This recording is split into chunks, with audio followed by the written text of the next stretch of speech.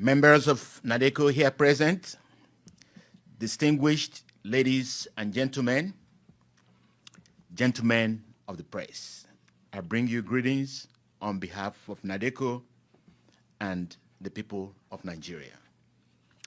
NADECO welcomes you to the first of its series of events planned over the next several weeks regarding the recently held presidential election in Nigeria. For those who are not quite familiar with NADECO, I'll give you a little bit about the group. The National Democratic Coalition, for short, NADECO, is Nigeria's premier and foremost pro-democracy group based here in Washington, D.C. It was initially registered in Nigeria in 1994 by a group of very prominent politicians and pro-democracy campaigners who needed a platform to fight the military regime of the infamous dictator General Sani Abacha after he took power through a military coup in November 1993 and reneged on his promises to hold elections and return Nigeria to democracy, as was its birthright since obtaining freedom from British colonial rule on October 1, 1960. Sorry about that. A broad-based coalition transcending ethnic and religious lines was formed, which later gave birth to NADECO in Nigeria. No sooner had NADECO begun a peaceful resistance against the then military leader, General Sani Abacha, started to assassinate and jail its members. In order to save their lives, several of NADECO members fled into exile to neighboring African countries, the United Kingdom, the United States, and Canada. In 1995, those NADECO members who fled from Nigeria got together and registered a new NADECO in the United States. Since 1995, when NADECO was registered here in the US, it has continued to push for good governance and credible elections in Nigeria. NADECO alleges that the election results pronounced by the Independent National Electoral Commission, INEC, on February 25 through 26, 2023, are fundamentally at odds with Nigerian election laws and constitute a wholesale disenfranchisement of Nigerian voters caused by the pervasive rot of Nigeria's increasingly kleptocratic political structure. NADECO demands that INEC draw back its curtains to let the full light of truth prove the transparency and veracity of the 2023 electoral process. It is without question that nearly all of the electoral reforms implemented to safeguard the 2023 Nigerian elections have been savaged by INEC and scattered to the winds of tyranny. It is beyond debate that initial investigation into the 2023 Nigerian presidential election discloses that Nigeria's most recent election is the polar opposite of transparency, fairness, and electoral integrity. This election was polluted by blatant bribery and widespread corruption. Even INEC itself has admitted to its abject failures to comply with the requisite transparency laws mandating real-time electronic transmission of election results from the polling units to the public, instead opting to cloak the electronic results in darkness before emerging with a declared rather than proved winner who is presently incapable of being fully embraced by the world. The INEC action clearly constitutes negligence per se and electoral fraud, as it violated the very statutory provisions and guidelines that are designed to protect against the type of fraud caused by its failure to transmit the results in real time. The people of Nigeria are supposed to be the ones the statute is designed to protect. Instead, they have found themselves at the receiving end of the resulting gross injustice. NADECO maintains that the 2023 presidential election is an attempt to disenfranchise the Nigerian people through the four horsemen of democracy's doom: bribery, voter intimidation, insecurity, and vote rigging, all harnessed to skew the results of the 2023 presidential election. NADECO calls upon the people and the judiciary of Nigeria and international community to join hands in a concerted effort toward global condemnation and absolute rejection of the hasty, hollow, and illegitimate result declared by INEC as being contrary to the will of the people and the rule of law. Here are some positions that NADECO has taken. NADECO is gravely concerned about the irregularities, voter intimidation, violence, the breach of the National Electoral Act, and most importantly, the abrupt and hurried pronouncement of the dubious 2023 presidential election results. This, in our viewpoint, signals a whole disenfranchisement of voters in Africa's largest nation. NADECO's goals and singular mandate have always been to fight for the rule of law and democracy in Nigeria as Nigeria's watchdog of democracy.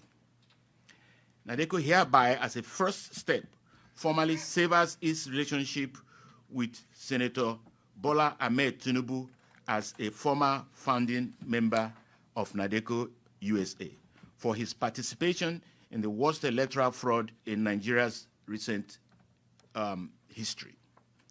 NADECO and Tinubu fought Abacha as the military dictator who scuttled the will of the Nigerian people in 1993 June 12 elections.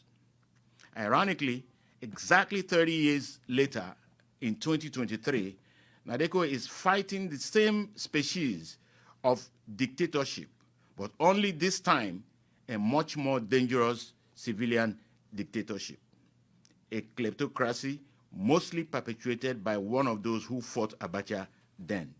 NADECO will not look the other way simply because the fraud was perpetrated by one of its founding members. NADECO urges the Biden administration to withhold any recognition of the product of the flawed elections. NADECO further entreats the U.S. Congress to introduce a resolution calling on the U.S. administration not to recognize the product of the election. It is the product of a poisonous tree. NADECO calls on the international community to support the empaneling of a team of internationally acclaimed technical experts to examine, interrogate, and analyze the INEC servers and beavers and all the other equipments that were used to extract the original votes and information. NADECO implores the Nigerian people and the judiciary of Nigeria, acting in concert with the international community, to join together in a concerted effort toward global condemnation and absolute rejection of the hasty, hollow, and illegitimate results declared by INEC as being contrary to the will of the people and rule of law. NADECO demands that the chairman of Independent National Electoral Commission, INEC, Professor Mahmoud Yakubu, must resign or be removed immediately. NADECO urgently requests that all countries worldwide, especially the United States, place an immediate visa ban upon Professor Mahmoud Yakubu. NADECO solemnly exhorts the U.S. to not deviate from its democratic standards in Africa just because it fears competition with China and seeks to curry favor with illegitimate dictators who come to power through bribery, force, intimidation, and vote rigging. The U.S. should come out and condemn the apparent corruption of the electoral process and impose an immediate visa ban on those suspected to have compromised the polls. NADECO demands that President Buhari and INEC chairman, Professor Mahmoud Yakubu, should be held jointly and severally liable and accountable by the Nigerian courts and international community for what is currently happening across Nigeria in the days following the 2023 elections and for what would happen in the next few weeks or months should INEC's noxious banquet be forced down Nigeria's throats. These are the positions that NADECO would like to put out there for the international community. People in Nigeria are going to court, but we are appealing to the court of public opinion to see what happened in Nigeria. We're basically challenging the process, because the very law, Electoral Act that was put in place to guide against what happened was broken. So the Nigerian people and international community would like to know why that was the case. Because once that was broken, it means the protection that that Electoral Act provided for Nigerians was gone. Thank you.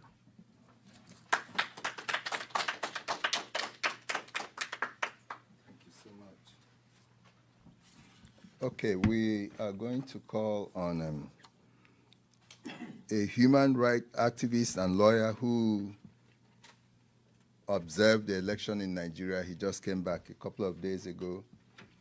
He is Emmanuel Ogebe. He is the coordinator of DEMO, a Democratic Election Monitoring Observers. So he's going to come out here to address us. And then after that, we'll call some other person, at the end of which we'll take questions, please. Any questions you have, we'll try to make it brief. Mr. Mano, please.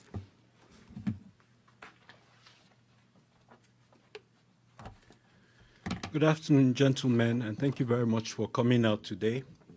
As he mentioned, I am with the Diaspora Election Monitoring Observatory, and we were participant observers in the election that just held in Nigeria, or should I clarify, the sham elections that just held in Nigeria.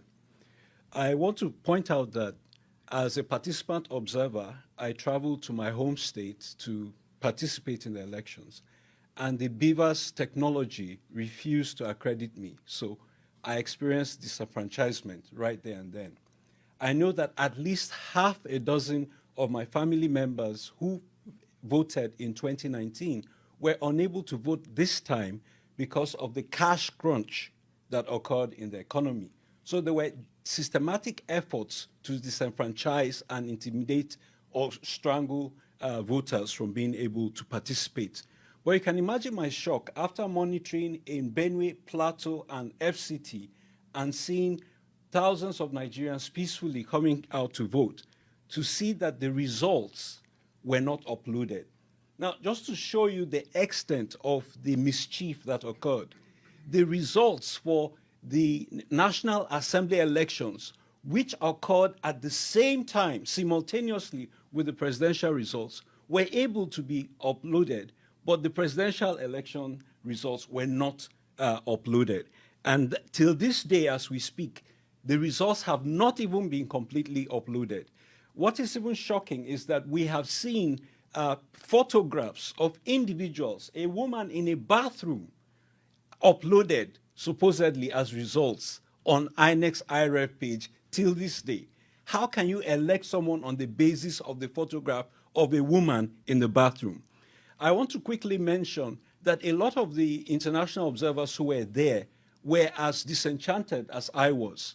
There were 4 African presidents, former presidents, who were in Nigeria to observe the elections. There were over 144,000 observers deployed across the country. And they all were disenchanted by what they saw. I want to say that what happened in Nigeria was not election observation, but a crime watch. We watched a crime being perpetrated on a country of 200 million people with utter and complete impunity. I also want to say that President Jimmy Carter has been vindicated.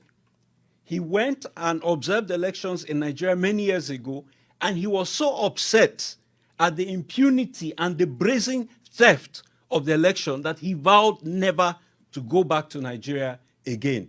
And as that distinguished president is in hospice care, he stands vindicated because Nigeria has refused to learn its lesson. One of the American observers that I spoke with mentioned two things. One, he said that, well, at least this election was better than the 2003 election. And I said to him, if we're going back 20 years to compare, then we have not made any progress. And as NADECO has pointed out, this is even 30 years. The June 12 election, which was a travesty and a brazen rape of democracy or attempted democracy, is basically happening again. The sad point is that one of our co-travelers in the effort to restore democracy to Nigeria is now complicit in undermining democracy in Nigeria. In 1997, when I came on exile myself, after having been imprisoned by General Abacha, I had the privilege of meeting Senator Bola Tinubu in NADECO in exile in the UK.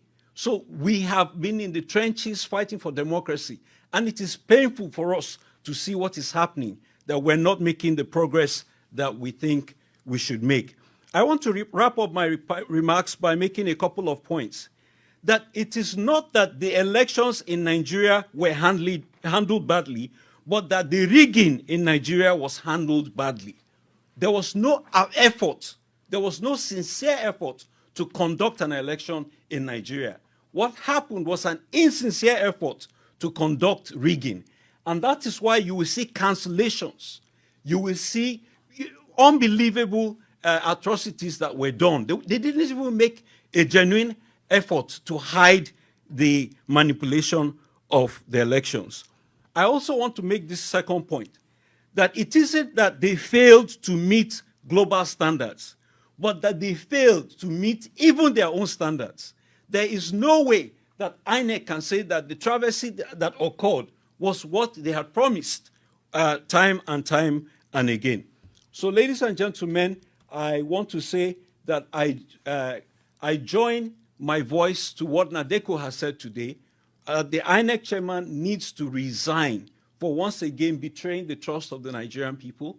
The United States government should not dignify the travesty that has occurred by legitimizing illegitimate rulers. And most importantly, we must not fail the young Nigerians who came out in droves in the sun and put their fate in their own hands, that they wanted to rescue their country from bad leadership, only to be abused and misused in this manner. So I call upon the government of General Buhari, if he has any dignity and if he has any aspirations to any legacy whatsoever, to salvage Nigeria from the travesty that has occurred in the sham elections that held. Thank you very much.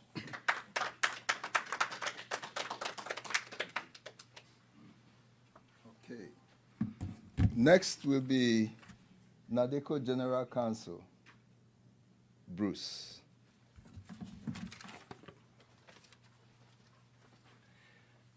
Thank you very much. I'm Bruce Duvalier, and I am General Counsel for NADECO, and I'm honored to be part of an illustrious group such as NADECO that has a long history of trying to do the right thing and keep democracy safe, restore democracy, and restore the rule of law. And the primary question I think that should be asked, most of the people here in the audience know this, is why should we care about Nigeria? Why should the United States care about Nigeria? Why should the international community care about Nigeria? What would you say if I told you that there was a country that has arguably the world's oldest democracy with full participation of all of its members? What would you say if I told you that there is a country where a group of people has the oldest written constitution featuring guarantees for individual freedom and due process in the world? What would you say if I told you there was a country that featured full participation of women in its political system, both to vote and to govern? And they started doing this when Europe was in the Dark Ages, in the 800s. What would you say if I told you there was a country that is consistently in the top 10 of oil-producing nations since the 1980s? What would you say if I told you this same country has never been openly antagonistic or antagonistic to the United States, has never been an enemy of the United States, in fact, has never been an enemy of the West? What would you say if I told you this very same country has the greatest number of doctors living in the United States of America per capita than any other nation in the world? More than England, more than Russia, more than Germany. What would you say if I told you that 29% of the immigrants from this country over the age of 25 hold a graduate degree, when you compare that to 11% of the population of the United States over the age of 25 holding a graduate degree?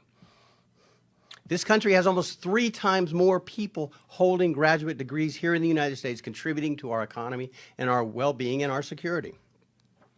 What would you say if I told you the same country has 45% of the involvement of its people, the immigrants that live here, the diaspora, in education services, and most are professors at top universities? What would you say if I told you the same country I'm talking about has they're entering the medical fields and the technological fields in a rapidly expanding rate? They're increasing the U.S. economy. They are entrepreneurs. They are making America better, building tech companies in the United States to help the people back home. Would anybody be able to guess that country was in Africa? Would anybody be able to guess that country is Nigeria? Because it is. That's Nigeria. So when you say, why Nigeria, it is almost a fool's question.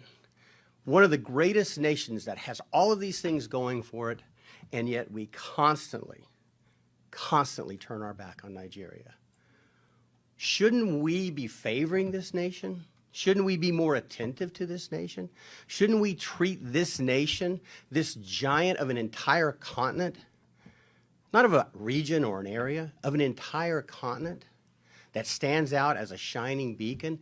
Shouldn't we treat them as especially favored allies of the United States and indeed of the West? Especially given the insecurity in the world today with issues relating to extremism and energy shortages. Don't you think that this is a nation that the world should readily leap to the fore to protect, to ensure the well-being so it can continue on its pathway to greatness? Yeah, we're talking about Nigeria, the largest nation in Africa. It is the wealthiest nation in Africa, and yet it's the poorest country in the world. Nigeria now has more people living below the poverty line than any other nation in the world, which is a remarkable feat, given that there are 234 million people in Nigeria and approximately 1.4 billion people in India, the former dubious leader of world's poverty.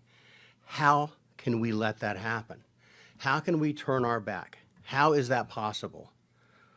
Nigeria is also the site of the largest genocidal slaughter the world has seen since World War II. And yet nobody wants to talk about it. Nobody wants to do anything about it. I am here very proud to be involved with NADECO because NADECO wants to do something about that. Something is very, very, very wrong. And it starts with the ability to choose your leaders in full, open, and fair elections. Nigeria has descended into a kleptocracy. And what that means is theft is the coin of the realm. Not due process, not laws, not fundamental fairness, not the pursuit of happiness, not freedom, not family, not religion, not work, not prosperity, but who can steal the most first and go back and steal some more. And that is something that I believe the Nigerian people can solve on their own, but they're going to have the help. We cannot continue to turn our back on Nigeria. The international ramifications or aspects are very clear.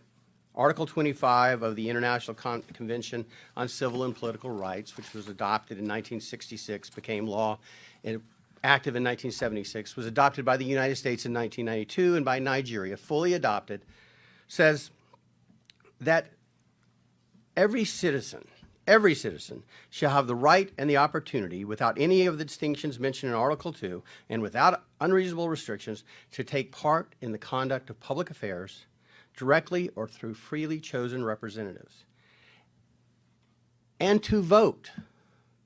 This treaty signed by Nigeria and by the United States, and by the way, in the United States, when we sign a treaty, it becomes the law of the land with certain restrictions. So the United States has to comply with this. Nigeria has to comply with this international edict. It is as fundamental as any human right. And let me quote the UN, the Covenant 25 says, to vote and to be elected at genuine periodic elections, which shall be by universal and equal suffrage and shall be held by secret ballot, guaranteeing the free expression of the will of the electors. That's why this is important. We have a violation of international law that rises to a violation of human rights, and we all know the human rights violations that follow. And it's by a nation that we should hold in special favor, that we should hold more closely, that we should take better care of. The fact of the matter is that what was supposed to happen, and again, we are not partisan, NADECO is not partisan, but it appears as though the process, and that's what nations, that's what a democracy is. That's the greatness of America, is the process. It's not the people, it's the process. It's not the result, it's the process. How our government works, how our elections work. And the process of this election in the 2023 Nigerian presidential elections appears to be fundamentally flawed. We believe, NADECO believes, that the February 25 to 26, 2023 election, the results, the hasty announcement of the results, are fundamentally at odds with the Nigerian election laws. And as Dr. Ogebi said very clearly, they didn't just violate rules, they violated their own laws. INEC glorified their efforts to make this the cleanest, the purest, the most transparent and fair election in Nigerian history, in African history. And yet, they violated every single fundamental tenet in every single law. They instituted the bimodal voter accreditation system. You've heard about that, the BVAS. All that is, make no mistake about it, there's a lot on the internet that seems to, people want to believe that when you voted with the BVAS, that recorded your vote, and your vote was sent somewhere, and it went to a server, and it was tabulated, and somehow Tinubu or the APC were able to hijack that electronic signal. That's not what happened.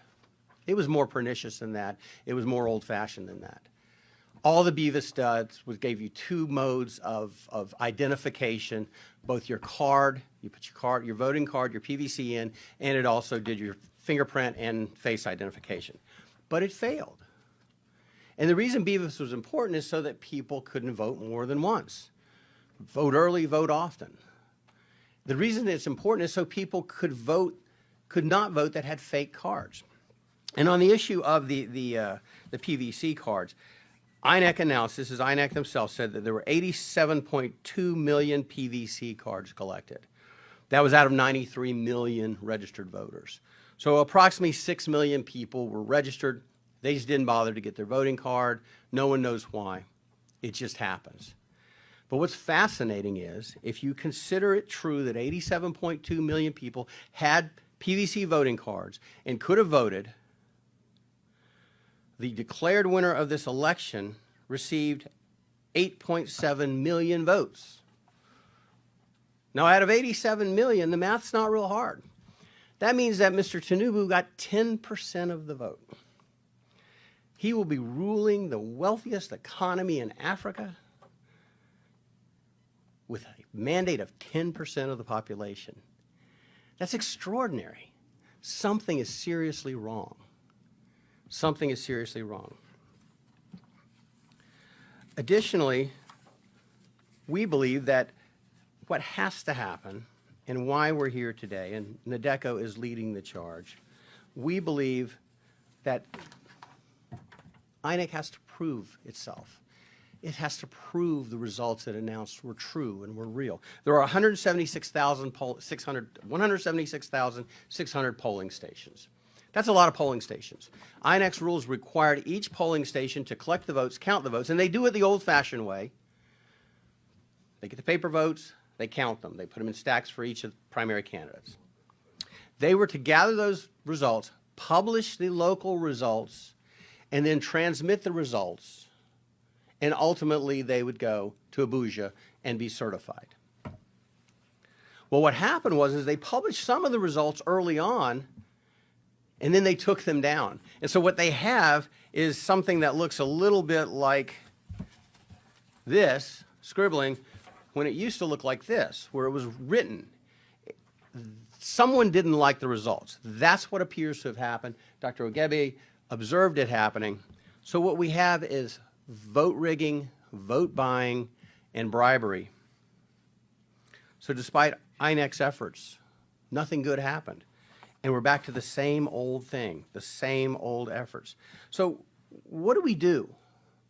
What do we do in the United States? What do we do as members of the diaspora? What do we do as international attorneys or international law folks? What do we do to ensure democracy can thrive? That the promise of 1960 can become true again, hopefully. Well, we are asking that INEC throw open the curtains and let the full light of truth come in to prove the transparency and the veracity of the results they've announced. If the results are true, they should be able to prove it.